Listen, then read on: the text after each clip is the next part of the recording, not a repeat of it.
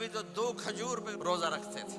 اور ایک بڑا خوبصورت واقعہ ہے رمضان کا، کہیں سے بکرے کی سری پکی ہوئی آ گئی تو اب بڑے شوق سے کھا رہے تھے، اور ساتھ ارباز بن ساریہ بھی تھے، حضرت علی بھی تھے اور حضرت مقداد بھی تھے، 3-4 آدمی سری کھا رہے تھے۔ بلال رضی اللہ تعالیٰ عنہ آئے کہ یا رسول اللہ سحری کا ٹائم ختم ہو گیا ہے، میں اذان دینے جا رہا ہوں، آپ کھانا پینا بند فرما دیں۔ اب میں کہا ٹھیک ہے، وہ باہر چلے گئے، اذان دینے لگے، پھر خیال آیا میں دیکھ لوں کہ آپ نے کھانا چھوڑا کہ نہیں چھوڑا۔ واپس آئے تو آپ کھا رہے تھے۔ کہا یا رسول اللہ واللہ لقد اصبحت، اللہ کی قسم صبح ہو گئی۔ آپ نے ہاتھ پیچھے کر لیا، کہا ارے بلال نہیں ہوئی تھی، نہیں ہوئی تھی، تیرے قسم کھانے پر اللہ نے پہلے نکال دیا اس کو کہ تیری قسم جھوٹی نہ پڑے۔ حضرت علی نے فرمایا اگر بلال قسم نہ اٹھاتے تو جب تک میرے نبی کھاتے رہتے اللہ صبح کو پیچھے ہٹاتے جاتے۔ دیگ پک رہی تھی، ابو عبیدہ رضی اللہ تعالیٰ عنہ بن جراح وہ دیگ پکا رہے تھے، بکرا۔ آپ نے کہا ابو عبید یہ مجھے بکرے کی دستی پکڑانا، اگلے بازو، آپ کو اگلے بازو کا گوشت پسند تھا، گردن کا گوشت پسند تھا، یہ کمر کے پٹھ کا گوشت آپ کو پسند تھا، دودھ پسند تھا، برنی کھجور پسند تھی، عجوا کھجور پسند تھی۔ تو کہنے گئے عبید یہ دستی پکڑانا، تو انہوں نے ایسے بکرے کا بازو نکال کے پورا آپ نے یوں پکڑا، نوچ کے پھینکا، کہا دستی پکڑانا، انہوں نے یوں نکالا ڈوئی سے، آپ نے پکڑا کھایا، کہا مجھے بکرے کا بازو دستی پکڑانا، کہا یا رسول اللہ بکرے کی 2 ہی ہوتی ہیں۔ آپ نے کہا تیرا بھلا ہو جائے، اگر تو میرے کہنے پہ ڈوئی ڈال دیتا، جب تک میں کہتے رہتا اللہ مجھے نکال کے کھلاتا رہتا۔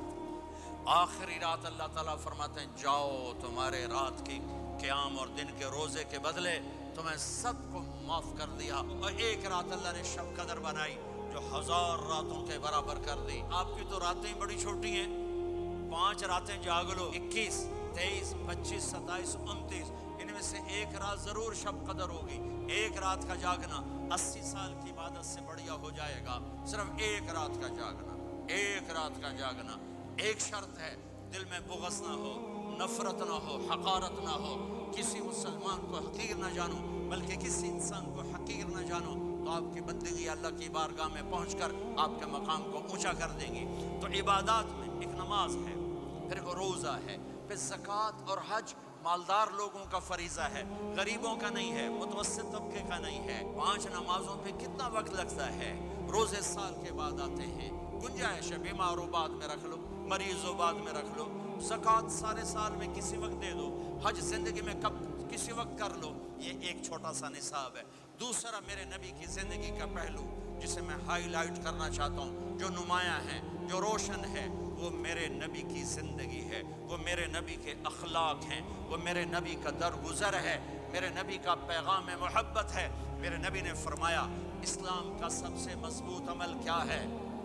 ایو اور الاسلام اوثق، صحابہ نے کہا الصلاۃ، نماز، آپ نے کہا نہیں، جہاد، آپ نے کہا نہیں، روزہ، آپ نے کہا نہیں، حج، آپ نے کہا نہیں۔